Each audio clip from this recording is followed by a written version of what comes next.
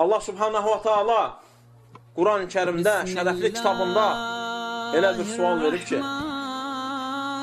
insanlara müraciətində elə bir söz soruşub ki, vallahi insan, Allaha iman etmiş insan digər cavabların varlığından utanır. İstəmirsən digər cavab eşləsən.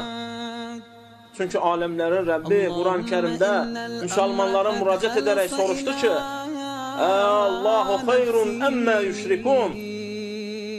Allah mı daha xeyirli və yaxşıdır, yoxsa şirk qoşduqlarınız? Vallahi insan digər cavabların olmasından utanır. Çünki Allah subhanahu ta'ala yerlərin və göyün ağasıdır. İlahun mə'allah. Allahla yanaşı digər ibadət olunanlar, haqqı olan varmı? Vallahi digər cavab verənlər cavab versin. Çünki yoxdur. Kimsənin haqqı yoxdur ki, ona səcdə olunsun. Allahla yanaşı zikr olunmağa haqqı olan varmı? Allahla yanaşı səcdə olunmağa haqqı olan varmı? Dizlərin qarşısında bükülməyə haqqı olan varmı? Allah mı daha xeyirlidir? Yoxsa şirk qoşduqlarınız? Yoxsa qəbirlər və daşlar? Yoxsa dinarın, dirhəmin qulları və kölələri? Yoxsa malın, mülkün kölələri? Yoxsa işinin, gücünün kölələri? Namaz qıla bilmirəm işdə icazə verməyənlər deyənlər? Vallahi insan utanır digər cavabların olmasından. Çünki ya ولا أنفق إلا ما رزقتني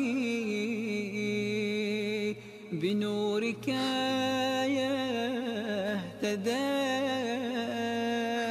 Allah subhanahu ta'ala şərəfli kitabında dedi ki, وَمَا قَدَرُ اللّٰهَ حَقَّ قَدْرِهِ. Digərlərini eləyənlər Allah subhanahu ta'alanı layiqincə qiymətləndirə bilməyiblər. Allahın yerin və göyün ağası olduğunu bilmirlər.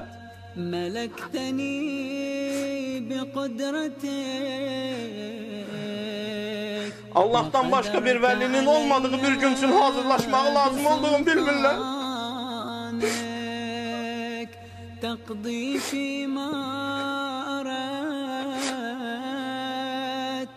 لا يحول أحد دون قضائك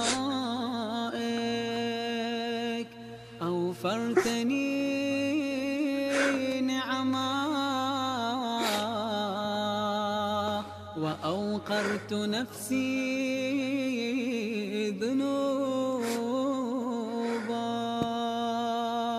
كثرت خطاياي وعظم جرمي واكتنفتني شهواتي فقد ضاق بها ذرعي وعجز عنها